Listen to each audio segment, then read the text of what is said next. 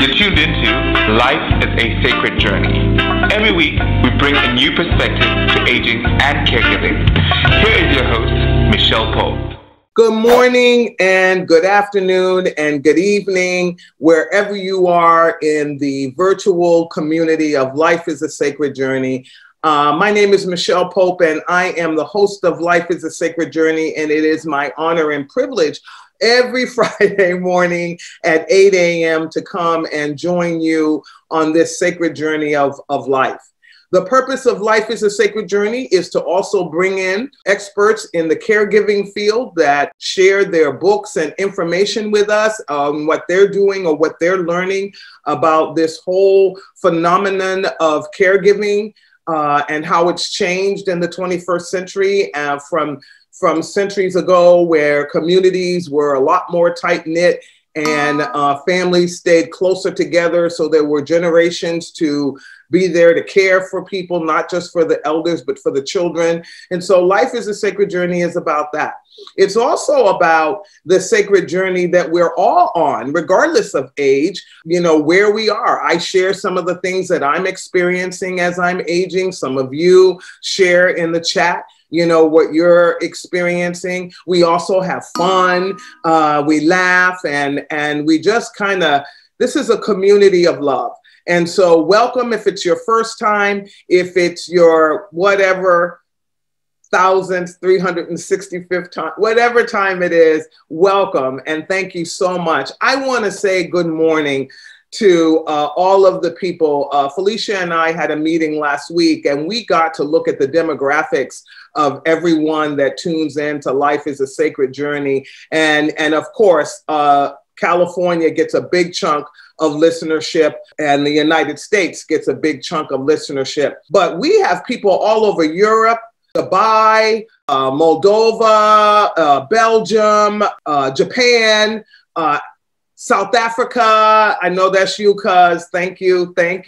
And just all over the world. I was sitting there just so shocked. And so thank you, all of you that, whatever time you watch this, whatever time you get up and watch this, thank you so much. And I am so just honored, and I am truly humbled that whatever we bring to this platform resonates with you no matter where you are in the world. And so that means we're doing it right. And so thank you so much for your time, because I know people take time out to participate. And so thank you for your time. And then for all of you, die hard every Friday, no matter what, I go back and I see your names in the chat.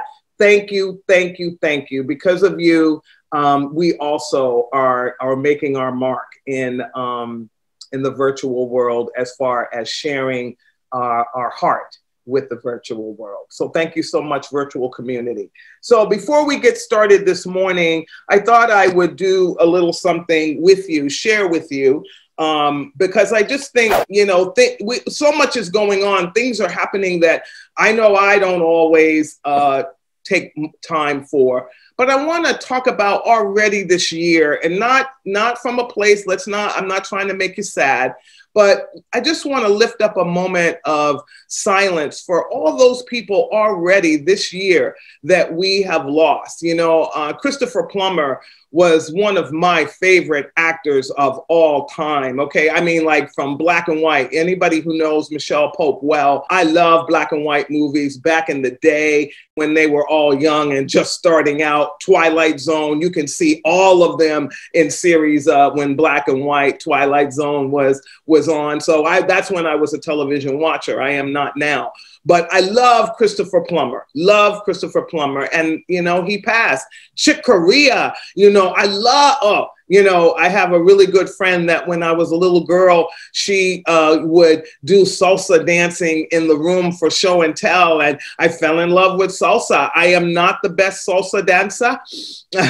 I am not, but put on some salsa music, and I'm going to get out there and I'm going to make it happen no matter what happens. Salsa. So Chick Corea and, Larry King, John Riley. Okay. When I was a college student, General Hospital, Laura and Luke, you guys remember Laura and Luke? We were just like riveted.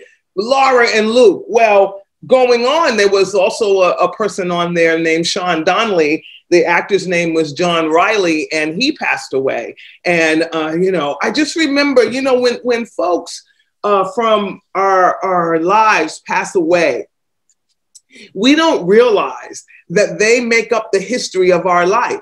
Like Christopher Plummer, and me watching him in the early parts of his career in movies that, are probably forgotten and nobody, unless you watch TMC or something like that, you ever see.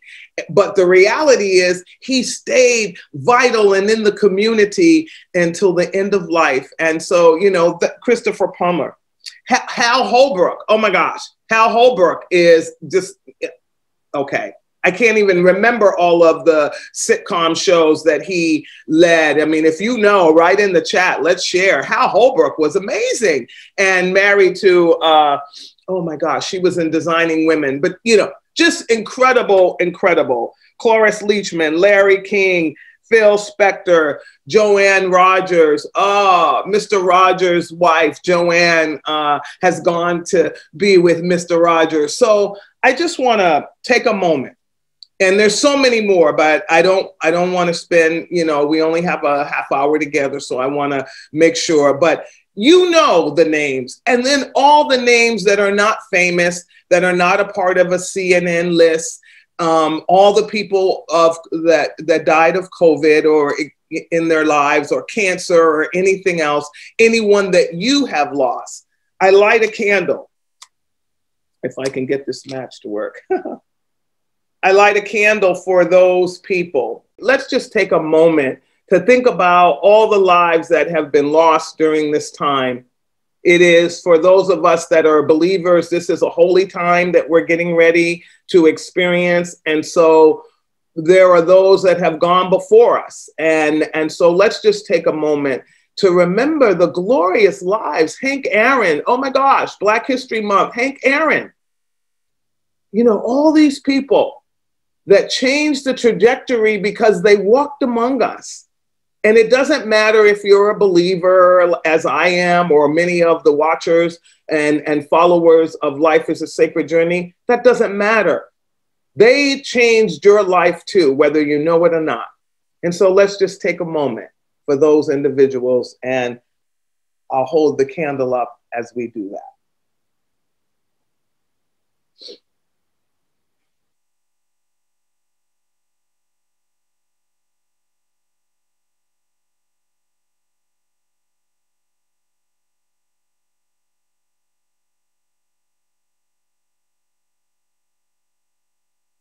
Thank you. So I'll leave this candle here. I'll put it back here so you can share. So let's get to another happy moment. I want to dedicate this podcast, broadcast, whatever we're calling it, to my cousin who turned 78 years old on Valentine's Day, Joe Pope.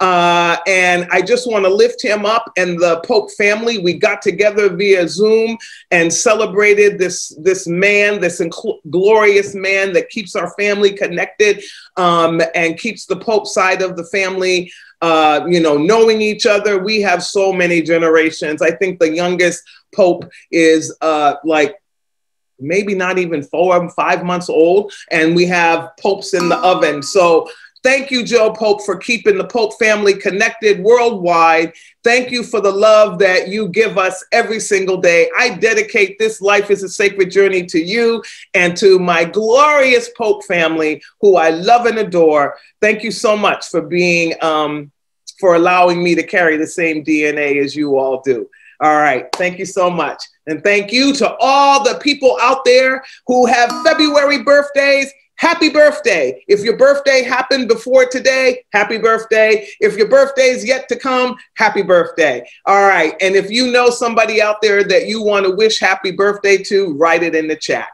All right. So I'm going to skip around now and talk a little bit about the vaccine because I have received my second vaccine. And I now am recuperating from my second vaccine. I will tell you, and after I looked at the podcast for a few minutes, I didn't look at it. I never look at them after the fact, but it happened to pop up on my feed. And oh my gosh, I was exhausted on Friday.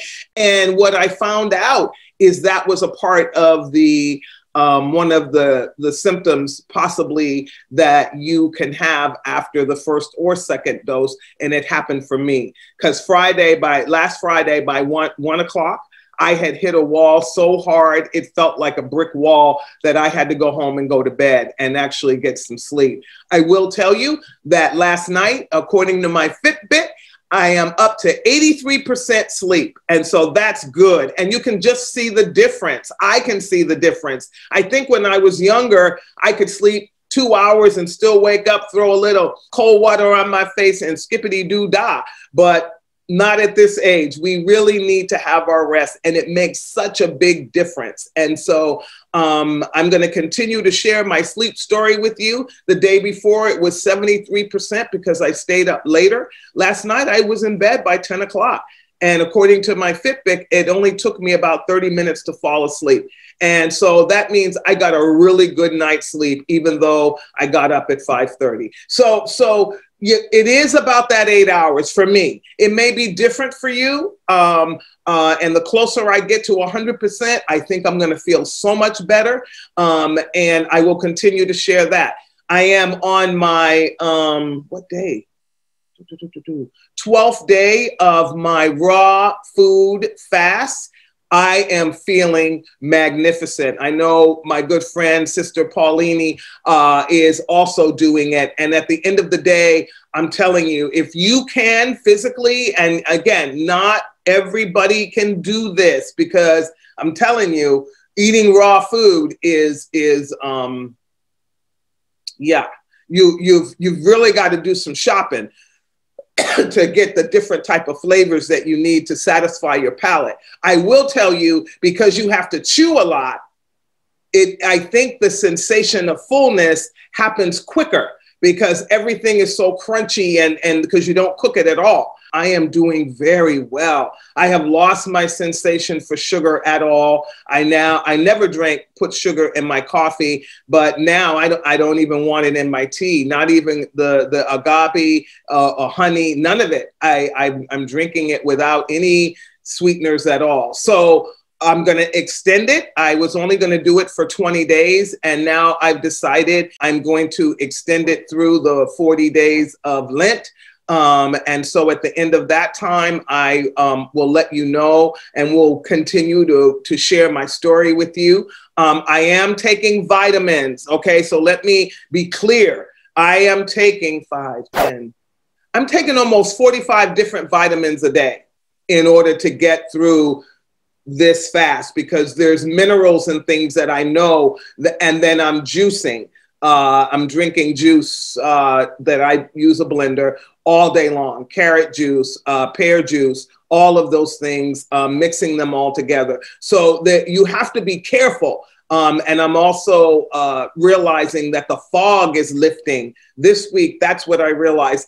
My brain just went into alert. I mean, it's like, it's right now, I'm burning on all stuff right now. My brain is just on fire. So I think that's the sort of the third week kind of thing that happens. And so I'll keep you abreast of it, but know that I am not telling you to do this. I'm just sharing my journey with you, and that those of you who can, with a doctor's permission, do this same thing and you're healthy enough and have no underlining things that will make you sick by doing this, then look into it, discuss it with your doctor, and do what is best for you. I'm just sharing this with you. I have to always say that because we're not all made the same. We're made the same as far as we all have a liver and la, but we're not made the same the way our metabolisms and different things work. So the raw food diet is a diet that I think is what I will continue, as I said, through the Lenten season, because I am a Christian and I do practice Lenten practices, and fasting is one of them. But again, fasting is meaning you can fast from other things. Okay. All right. So just get healthy. You can get healthy without doing anything as dramatic as what I'm doing. And on top of it, I've lost like almost 17 Yeah, almost 17 pounds, believe it or not. You know, I go for 2 walks a day. That's really all I'm doing right now because I just haven't had the time to do Pilates and yoga and all that stuff. Just know that we can get to our optimum health at any age, whatever that may be. And Carolyn Brent, I want to thank you for teaching me that and for walking with me on this journey. I'm fortunate I have her as my sister in my life, and so I can email her and text her and ask her questions along the way. But I want to also thank her this morning because look what I got in the mail. The Caregiver's Companion, caring for your loved one medically, financially, and emotionally while caring for yourself, by Carolyn A. Brent. Thank you, Carolyn. I got my copy. I already had a copy, but now I have a copy from you, and I will treasure this one. And now I have one that I can give away. You already met Carolyn. We're going to have her back real soon by popular demand. Those of you who have reached out and said we need to have her back more often, we will do that. And she and I are thinking about starting something together down the road through my new experience called MPP, Micheal Pope Productions. And we go live March 1st, and we will begin all kinds of things there, online poetry readings. I'm going to be putting together a women's retreat that we will announce for you to come to, and you know, and it's going to be a retreat for women, a spiritual retreat, and I hope you will join us for that. I'm so excited that this has happened this year. So thank you, Felicia, for helping me with my dream. And thank you to the universal force that created me for giving me the courage to step out on faith and just to make it happen and not be afraid and to believe in something bigger than myself. So thank you so much. Micheal Pope Productions goes live in March, and you'll hear more about it, see more about it, and we will be inviting you to things that are specifically produced by that entity. And I'm not doing it alone. I've grabbed a whole bunch of people from all over the world that will be a part of that. So that's my universal community project that I'm so excited for. And yay. Okay. So I want to talk a little bit about COVID and the big storms and all of that, because I've heard from many of our family members who are trying to get their loved ones the vaccine, meaning they're over the age of 65 and older with underlying conditions, or themselves as caregivers. And again, their caregivers can be vaccinated. They're a part of that group, tier 1, tier 1E, B, or whatever we're in. Excuse me, as I told you last week, we're in that phase. But according to the New York Times this morning, when I read it, the storms are delaying the vaccines, not just here in America, but throughout Europe. And that is the reason that we're having new iterations of the COVID disease, because there are places where the vaccine hasn't even hit. And so it's still having time to not only infect people, but to morph into a new version of itself.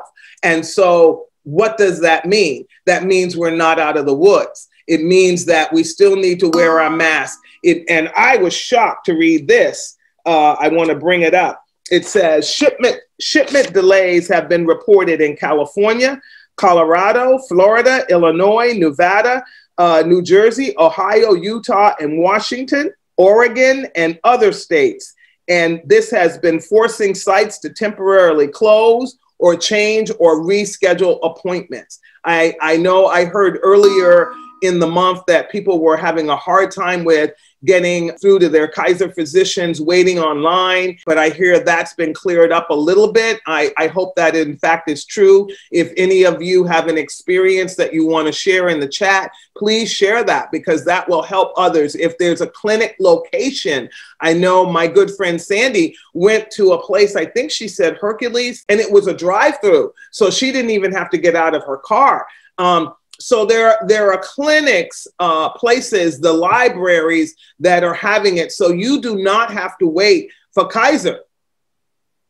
if you can't get in there or you can't get a slot. You can, and when you fill out the form, it's going to ask you if you have insurance, and it's going to ask you if it's Medi-Cal or Senior Advantage or private. And if you have Kaiser and it's not managed care, meaning you're not receiving your Medicare or Medi-Cal benefits from it, then you are private, and you hit private, and that's it. They didn't even ask me for my Kaiser card. So, and some places have. So some places will ask to see your card or your Medi-Cal card or Anthem managed care or whatever it is. But if you're over the age of 65, let's help get it in the chat, folks. Share where you got your first vaccine, and so that folks can find it. And then COVID California is a website that you can go to, and it has information as well about the different clinics. I know the Coliseum is opening up and will be a clinic site. But again, I know for those of us that are in our season of I want to call it something really cool. I don't know. Help me to figure out a new word for the season of life that is like 60 and above, the most glorious time of a person's life, in my opinion. What should we call that? I don't want to call it the winter season. So write in the chat what we should call it, because I need to think of a better way. But if you're 65 and up, and your caregivers are trying to find a place, let's work together to find locations where you can go. COVID California online can also help you with that.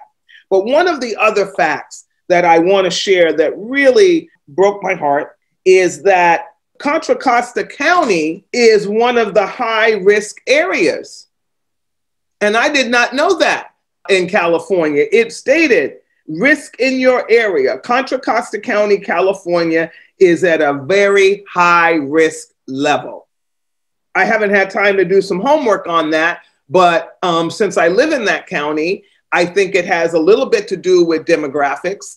I think because we forget that Richmond and different areas of, the county have a very high brown and black population. And from this report, it also says that the U.S. life expectancy in 2020 with Black Americans was acutely affected, and COVID had a lot to do with that. So the life expectancy of brown and black people, specifically African Black Americans, has declined because of the COVID pandemic, and that it's dropped by 2.7 years.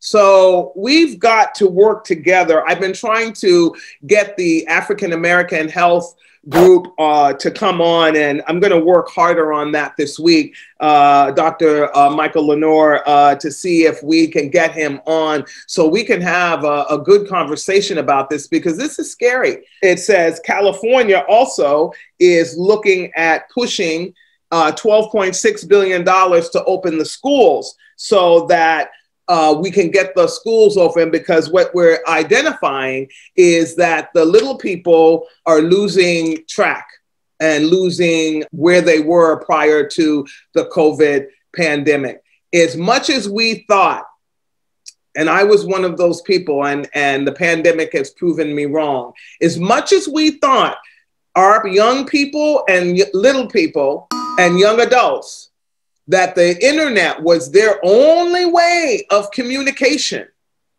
we were wrong. That they really are communicating with each other when they're physically together. And the fact that they're not physically together has hurt them very much.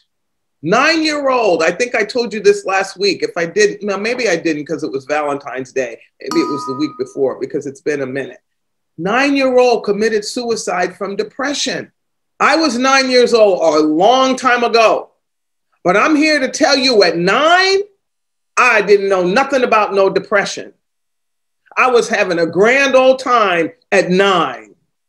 Okay. Now, fast forward to puberty, I got a little wonky, but at 9, no. And it's because of the isolation of not being able to interact. So that's another thing that we're looking at, not just here in California, but across the country. How can we reopen schools, maybe open schools during the summer so that young people can begin their education early? They're going to have to go to school year round for the next year or two in order to catch up for those people that are in elementary, middle school, and high school. College students have continued to do the hard work and push through. I have one of them. I am so proud of her. And I'm so proud of all of you college students, that Brianna, all of you young people out there who I know who continue to persevere, and you're graduating or you already graduated, and you're going to do it virtual,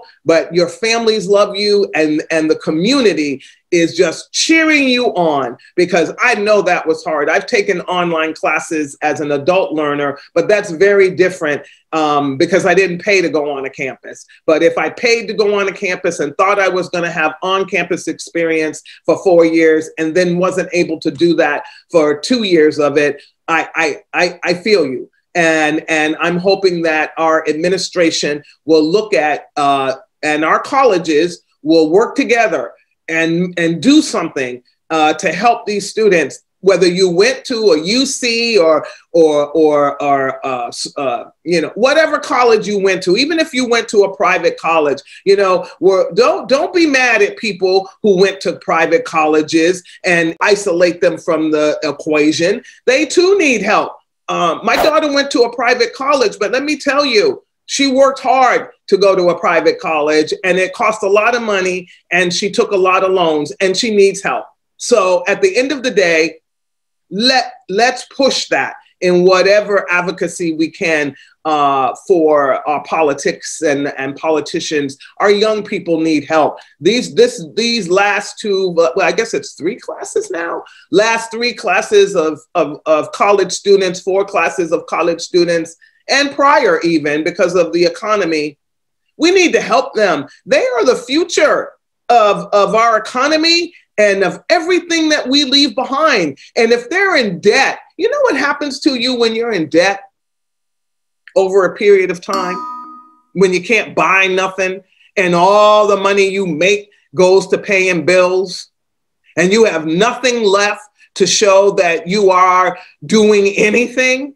You know how demoralizing that makes you feel? When you can't invest in yourself and prepare for your old age, and then people tell you when you get old, you should have, but you couldn't. Let's advocate for some of this stuff as we move forward. The next decade, because of this COVID pandemic, is going to be different than we could have ever imagined. I pray I live long enough to come back to you at 73 and tell you how that decade went, because it's changed the way we communicate. It's changed the way we see each other, because we had all this racism stuff that came out of it. Our politics, whoa, we're taking a real close look at our politics. I know I am. I pray you are. And I'm not talking about party stuff. I'm talking about the way our politicians behave. I'm going to change the subject. I did call this Micheal Pope's Ponderings. So I'm just dumping all my stuff on you this morning. When you voted for the person that you voted for, didn't you think they were carrying your thoughts and feelings into the arena of the decision making? I am a delegate. I am a lead delegate for the California-Nevada Conference.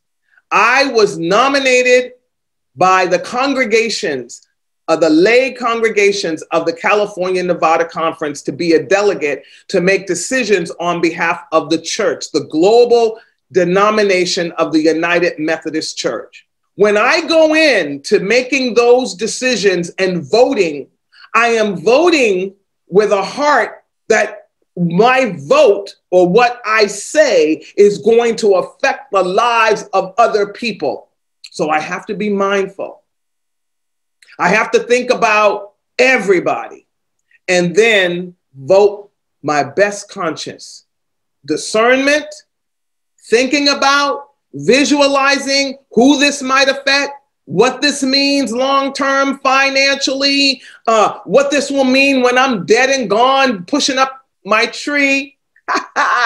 And what will it mean if politicians aren't doing the same thing and they're asking for your vote and your campaign and dollars for their campaigns? Pick up the phone and call their representatives and say, this is what I expect from you for my vote.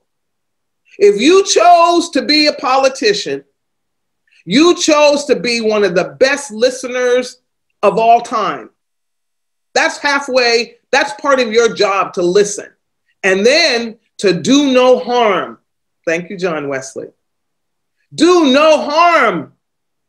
And if you are over there in Washington, D.C., or the hallowed halls of government, anywhere that you walk and sit, talk and breathe, and your decisions are doing harm to the people that you call your constituency, then you're not doing your job. And you need to reevaluate whether it was your ego that made you go into that field of work, or was it because you had a heart for the people, and a heart for the community, and a heart for social justice. Those are the kind of politicians that I want, politician leaders that I want, serving my community and my country. That's what it's all about.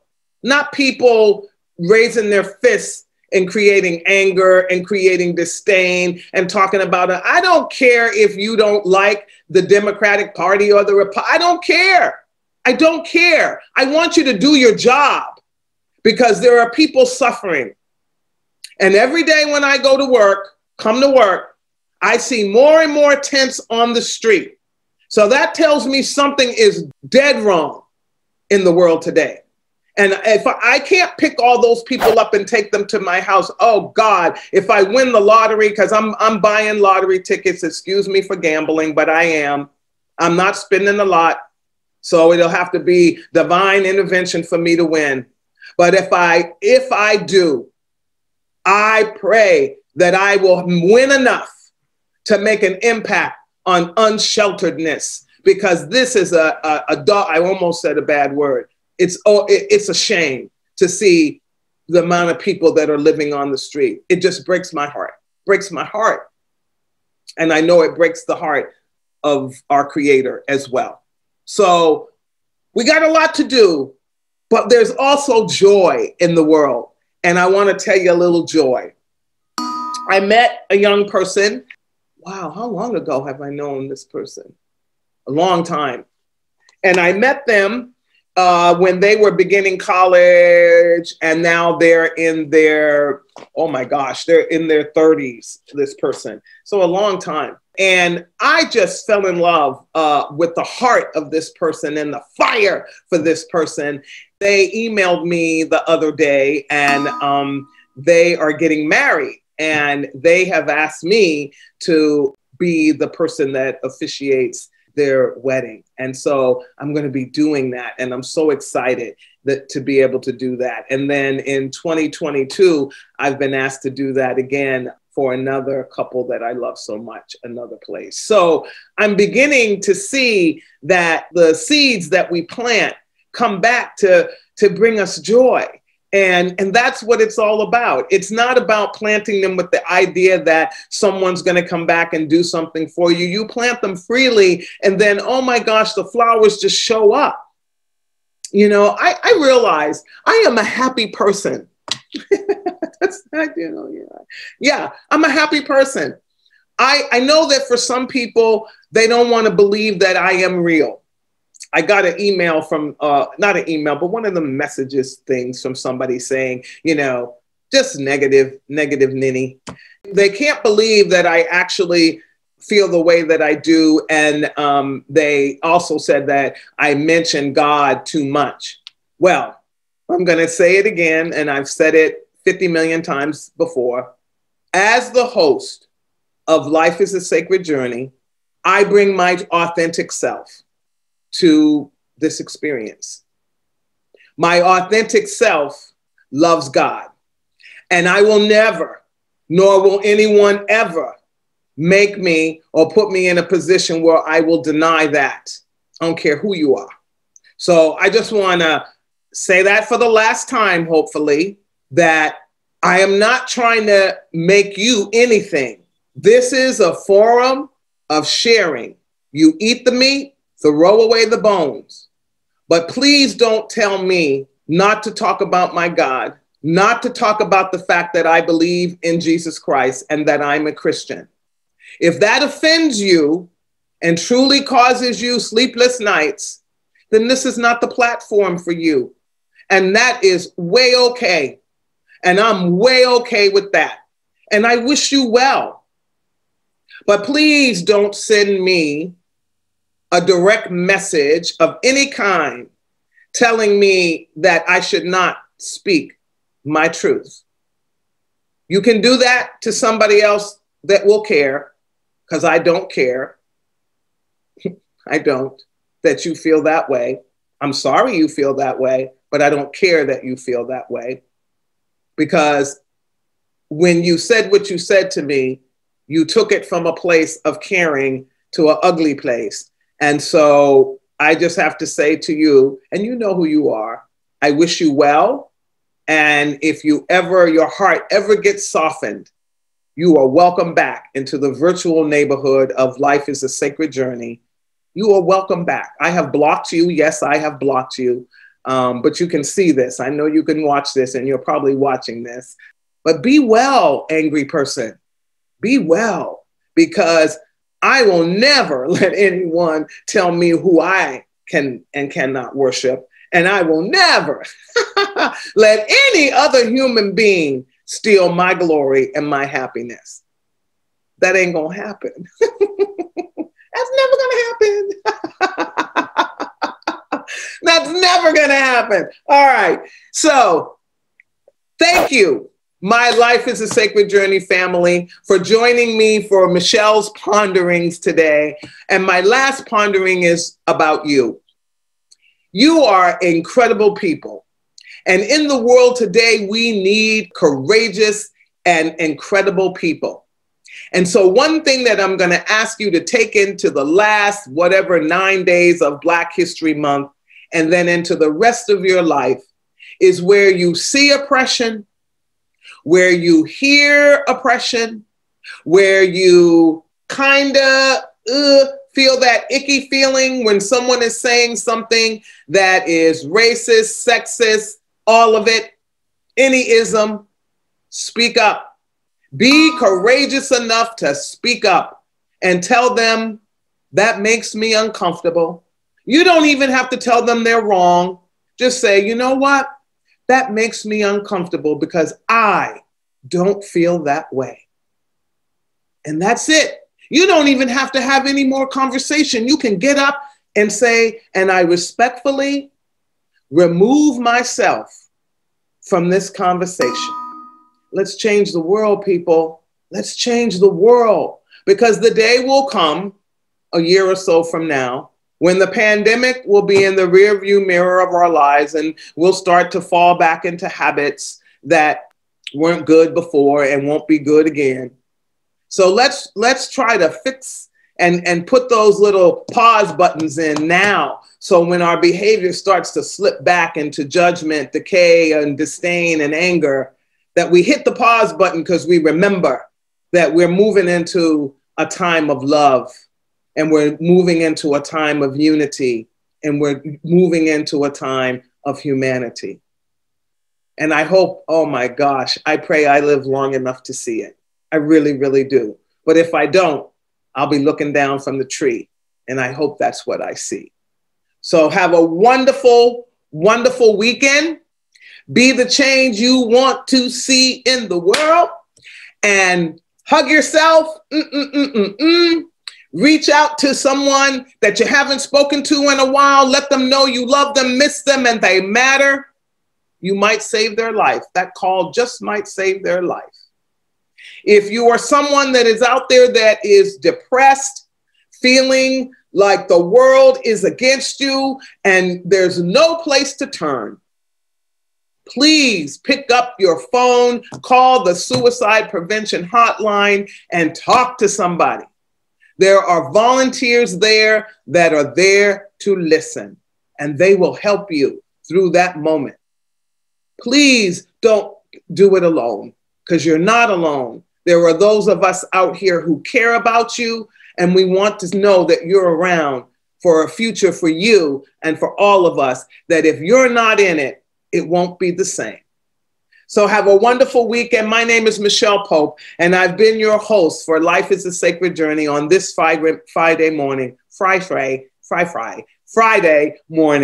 And remember, life is sacred. There's nothing more sacred than it. And that's why we fight so hard to live it. So have a great day. Be well, my friends, and peace out.